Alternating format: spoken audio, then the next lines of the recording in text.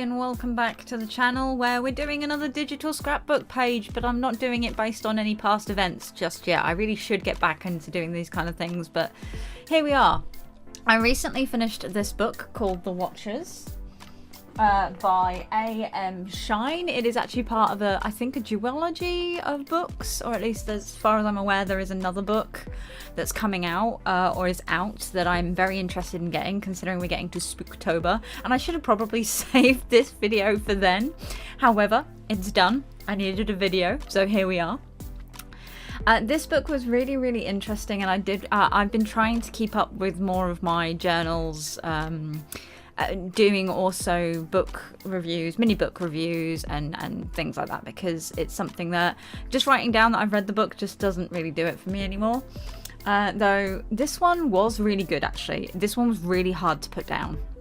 It's one of those books that you start reading it and you can kind of see where some of the lines are going fairly early in the book, but then there's some twists that make you think that no, I can't be thinking that this is correct, and then you were correct, which I'm not going to spoil it too much. That's about as spoilery as I'm going to get.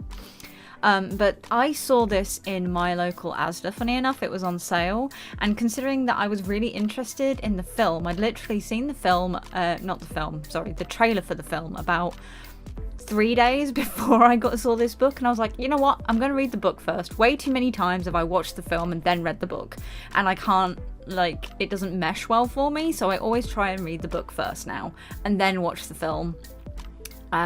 Audition was the only one that I've done that with, and I really want to do a deep dive into that with a video, probably for Spooktober, because there's some really interesting things in that book that are not in the film, and I can understand why they're not in the film, and I can't understand why they're in the book, but that's a different story. I really enjoyed this book, and it ends on...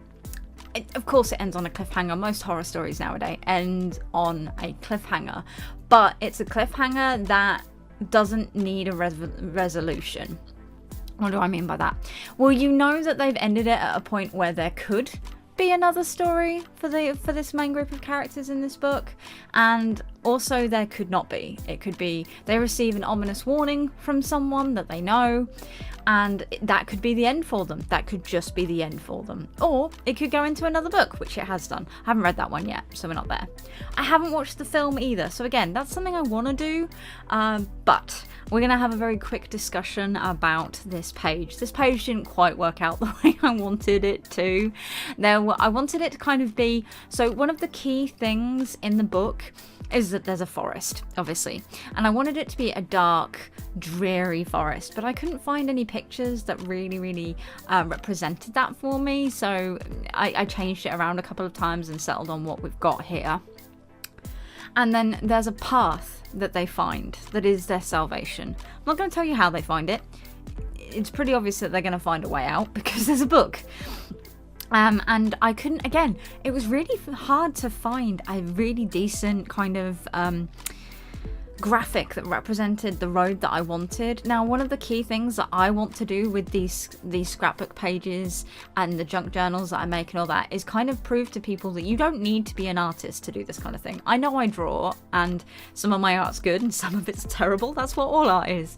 But the whole point is, the point behind art is anyone can do it, and it is a representation of the human experience. However, that does limit me on a certain front of I can only add in small hand-drawn details like the scratches and the stars and the little hearts that I do.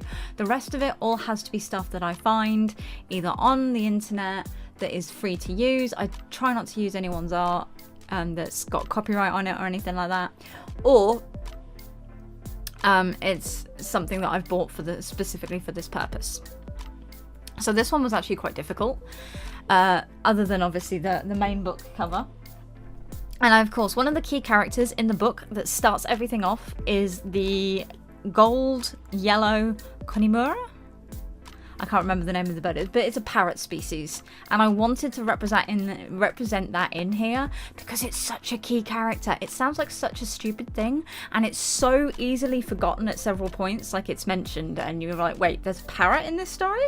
Yes, there is a parrot in this story, and it's written so that you forget that it exists.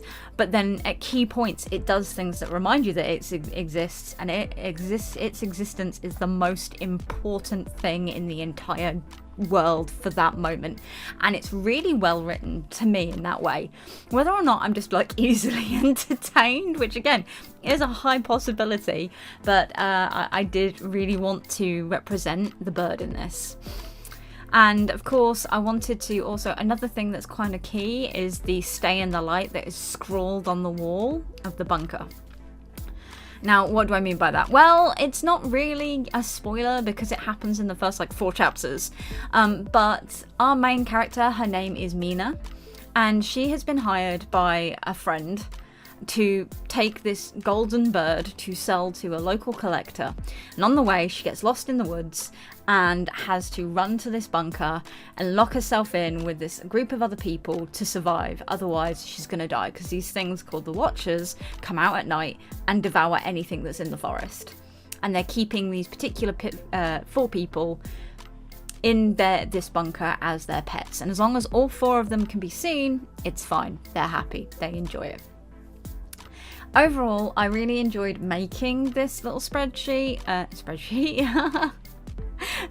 page, and I really enjoyed this book. I gave it 4 stars out of 5, and the idea behind this wasn't to do a full in-depth story. It was just to show you my scrapbooking process, and also to tell you I recommend this book.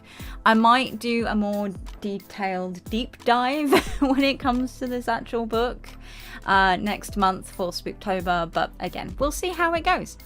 Thank you so much for watching, everybody. I do hope that you enjoyed this video, and as always, take care, have fun, and we will see you next time. Goodbye.